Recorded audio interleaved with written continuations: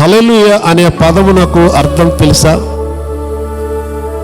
Hebrew భాషలో హల్లెలూయా అంటే హల్లేలు అత్యున్నతమైన స్తుతి, యా అనగా యెహోవాకు. అంత దీర్ఘంగా పలకకుండా ఆ మాట దేవుడు మన కొరకు ప్రపంచంలో ఎన్ని భాషలు ఉన్నాయో ఏ భాషలోనైనా తర్జుమా లేకుండా అలాగే పెట్టాడు.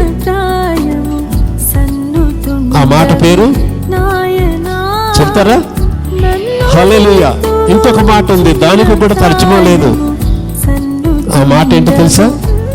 ఆమేన్ అనే మాటకు అర్థం ఏంటి? అలాగూ జరుగును గాక. కనుక దేవుని వాక్యం చదివినప్పుడు మనం ఏం చెప్తాము? ఆమేన్ అని చెప్తాము. ఆమేన్ అని చెప్తే అర్థం అలాగూ జరుగును గాక. యేసు ప్రభువు వారు